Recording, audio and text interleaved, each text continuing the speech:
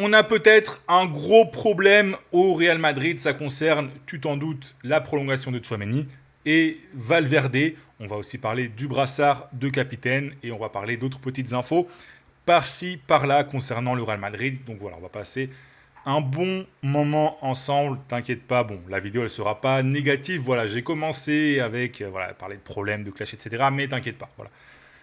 Avant de commencer, prends tes petites pipas, prends des petits bonbons, prends ta boisson, like, abonne-toi et on est parti. Donc la nouvelle elle est tombée hier soir, c'était RMC Sport qui l'a sorti en exclusivité.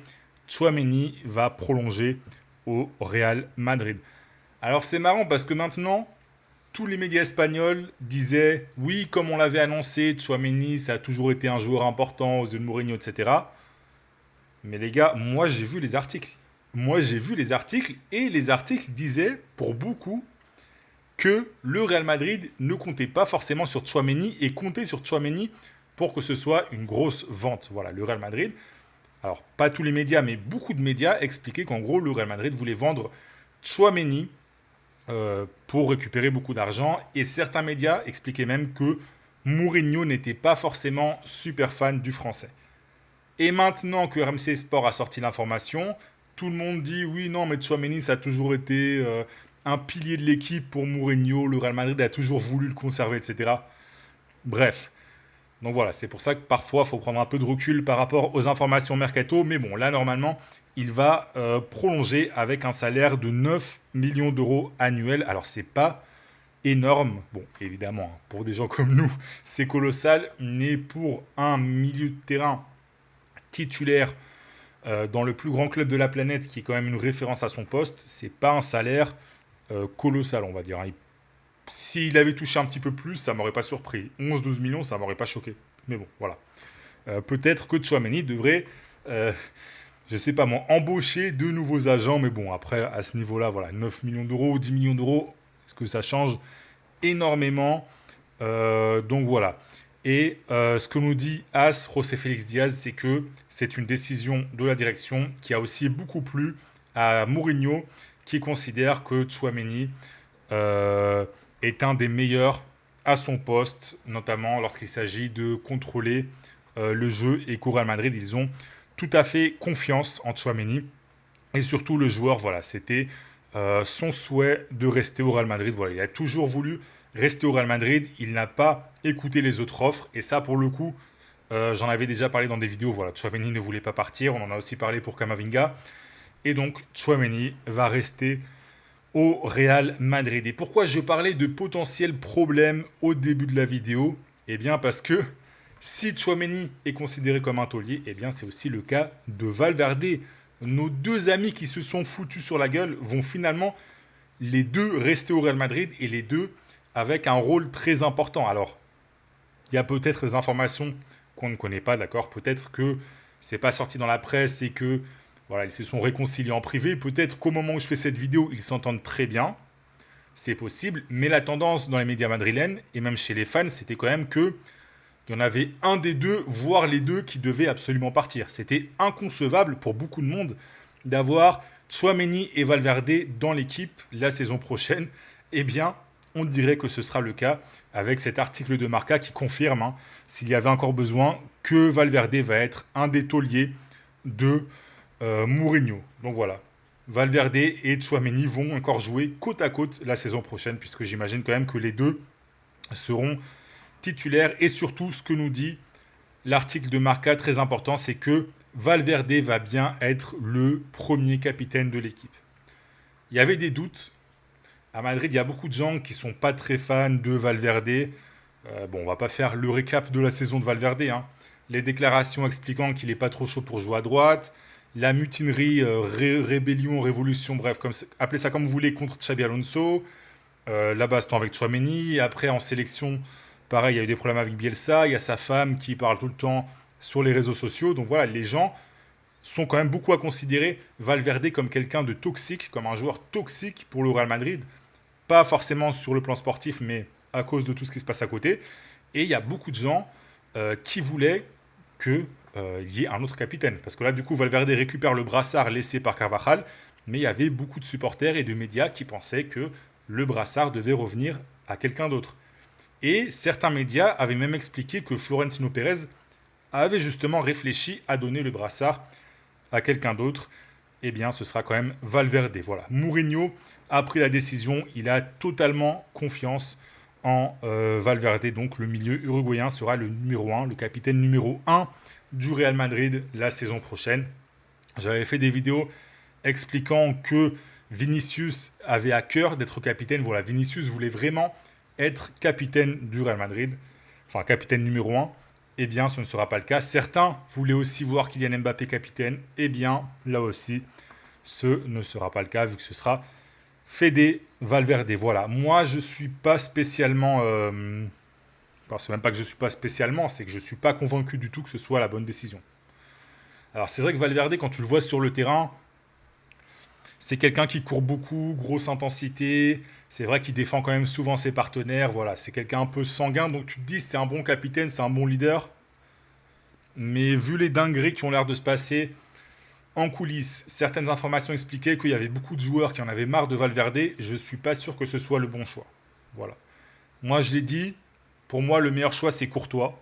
Voilà, Courtois, quelqu'un qui a un comportement, en tout cas dans le contexte Real Madrid, exemplaire, qui parle tout le temps devant les médias, qui assume même quand le Real Madrid perd. C'est le seul joueur qui parle tout le temps devant les médias quand le Real Madrid perd. Donc moi, je l'aurais donné à Courtois. Alors après, effectivement, c'est un gardien. Généralement, les capitaines, c'est presque tout le temps des joueurs de champ. Mais voilà, moi, Valverde, je pense que c'est une mauvaise décision de lui confier le brassard en tant que capitaine numéro 1 de l'équipe. Voilà. Limite, je l'aurais donné avant à Tchouaméni qu'à Valverde. Voilà. C'est juste mon avis, comme je dis tout le temps. Le journal du Real qui reprend Abraham Romero, qui est un journaliste de El Mundo, donc un média généraliste, qui est quand même assez important en Espagne. Le message du Real Madrid est clair. Il fait confiance à ce milieu de terrain et n'a besoin de personne d'autre. Le club a sondé le marché et s'est rendu compte que tout est très cher et que ça ne vaut pas le coup de recruter. Donc c'est la confirmation de ce que je vous disais il y a quelques jours. Le Real Madrid ne veut visiblement pas recruter de milieu de terrain. Voilà, le Real Madrid considère qu'avec ce qu'il a à disposition, sachant qu'il y a Bernardo Silva qui s'est ajouté quand même, c'est suffisant. D'accord ? Moi, vous connaissez mon avis. Je pense que le Real Madrid aurait dû foncer sur Enzo Fernandez, coûte que coûte, quoi qu'il arrive, quel que soit le prix à payer. D'accord ? Bon, évidemment, si c'est 300 millions d'euros, non. Mais ça parlait de 120 millions d'euros. Je pense que le Real Madrid aurait dû mettre cet argent sur la table. Parce que le Real Madrid, quand même, depuis quelques années, est toujours quand même dans une politique de on fait confiance aux gens qu'on a à la maison, on prend pas trop de risques. C'est vrai, le Real Madrid prend très peu de risques finalement. Le Real Madrid recrute beaucoup de joueurs gratuitement, recrute des joueurs, soit des joueurs qui sont quand même soit confirmés, soit qui sont pas excessivement chers comme Cucurella ou Dumfries. Le Real Madrid est une équipe qui globalement prend peu de risques. Donc si le Real Madrid pense que le Real Madrid va avoir un crack mondial pour 0 € à l'avenir, ou même pour 20 millions d'euros ou 30 millions d'euros, le Real Madrid se met le doigt dans l'œil. Alors, ça peut arriver, voilà, Kylian Mbappé est parti pour 0 €, ça peut arriver, d'accord ? Mais c'est très rare, et surtout, il y aura énormément de concurrence d'autres clubs aussi. Pour moi, il n'y a pas à chipoter, le Real Madrid aurait dû prendre un milieu de terrain parce que malgré l'arrivée de Bernardo Silva, je pense qu'il y a trop de soucis au niveau de la création, au niveau de la vision du jeu, au niveau tout simplement du lien entre la défense et l'attaque et les joueurs qui sont présents dans l'effectif, sachant qu'en plus Bellingham visiblement va jouer très avancé, les joueurs qui sont dans l'effectif ne sont pas du profil nécessaire et Bernardo Silva peut effectivement un peu compenser, mais Bernardo Silva en gros c'est juste c'est un pansement que tu mets sur une grosse plaie en fait. Parce qu'en plus Bernardo Silva il a déjà un certain âge. On a vu au mondial quand même qu'il n'est pas tout frais. Donc Bernardo Silva, ok, il va peut-être te servir 1 an, 2 ans, mais en fait tu fais juste reporter le problème. Parce que là, le problème du milieu de terrain, il va encore se repointer, il va encore pointer le bout de son nez l'été prochain. Et l'été prochain, eh bien, les joueurs qui sont intéressants, ils vont coûter le même prix, voire plus. Voilà, l'été prochain, tu n'auras pas Enzo Fernandez à 15 millions d'euros, tu n'auras pas Pedri à 20 millions d'euros, tu n'auras pas Vitinha à 30 millions d'euros. Bref, tu as compris. Donc voilà, il y a un moment où tu dois sortir le chéquier. voilà, tu ne peux pas attendre des opportunités tout le temps. Tu dois sortir le chéquier et je pense que le Real Madrid aurait dû le faire. Donc voilà, on va terminer avec quelques petites informations un peu plus légères. Donc voilà, Mario Cortegana qui nous explique que Rodri s'est proposé au Real Madrid, mais le club n'y a même pas pensé. Donc voilà, il n'était même pas dans les 5 principaux candidats à recruter un milieu de terrain, quand le Real Madrid voulait en recruter un du coup. Il y avait beaucoup de doutes concernant son physique. Voilà. Après moi, pendant la Coupe du Monde, c'est vrai qu'il a eu un peu de mal à entrer, à commencer à lancer son mondial, mais contre le Portugal, physiquement, je l'ai trouvé très bon, et avec le ballon, évidemment, très bon. Après, voilà, est-ce que Rodri, c'est le profil? Je pense pas. Je pense qu'il faut un joueur un peu plus offensif globalement, qui a un peu plus de facilité à se projeter vers l'avant. Donc dans ce Real Madrid actuel, évidemment, ça aurait été une bonne recrue, mais c'est pas le milieu de terrain que j'aurais recruté moi. C'est pas le profil dont a besoin le Real Madrid selon moi. Mais je trouve qu'on manque beaucoup de respect à Rodri. Il y a beaucoup de gens qui lui manquent de respect. Mais bon. On a une autre information de Sergio Valentin, un autre journaliste, qui explique que les 2 défenseurs centraux que Mourinho aimerait bien avoir sont bastonnés. Donc ça, on en a déjà parlé. Même si j'ai l'impression que son affaire, là, un peu chelou, ça a un peu calmé tout le monde au Real Madrid. Et Thomas Araujo, donc le défenseur portugais Benfica. Et pour le milieu de terrain, son option préférée, c'est McAllister, donc le milieu de terrain de l'Argentine. Je ne suis pas spécialement fan. Voilà, bon. Vous allez dire que je suis un aigri et que dans toutes les vidéos, je dis, dès qu'il y a une piste, je dis je ne suis pas spécialement fan, je ne suis pas convaincu, etc. Que ce soit sur les vidéos Real Madrid ou Barça, mais bon, voilà. Je dois être honnête. Donc voilà, mon avis, c'est que McAllister, je ne suis pas sûr là non plus que le Real Madrid ait besoin de ce profil. Après, effectivement, parmi les options réalistes, bon, peut-être que c'est un peu parmi ce qu'il y a de mieux, on va dire. Voilà. C'est sûr que l'idéal, ce serait de recruter João Neves, mais bon, João Neves n'est pas disponible. Donc voilà, pourquoi pas McAllister. Il va y avoir du changement dans l'équipe médicale du Real Madrid, explique The Athletic, donc repris par le journal du Real. Voilà. C'était un sujet qui inquiétait beaucoup. Donc voilà, Manolo Arroyo a démissionné, le chef du département médical est aussi parti. Et voilà, il va y avoir des arrivées. On s'attend à ce que Alexandre Creuse, le chef du département médical de Monaco, débarque au Real Madrid. Donc voilà, du changement. C'est vrai qu'il y a eu beaucoup de blessures. Il y a même des gens qui disaient que c'était à cause de la pelouse aussi du Bernabéu de Valdebebas. Donc voilà, on va voir si ce sera réglé avec ces changements. Et on termine voilà, avec la petite information en fin des départs. Donc voilà, Fran Garcia qui a signé au Betis hier soir. Alors hier soir, j'ai pas fait de vidéo, les gars. J'allais pas vous faire une vidéo juste pour vous dire Fran Garcia a signé au Betis. Hein. Vous savez que j'essaye de pas trop forcer les vidéos. Voilà, je fais des vidéos quand il y a plusieurs sujets d'actualité à mettre dans une même vidéo. Ou alors s'il y a vraiment un gros sujet. Voilà.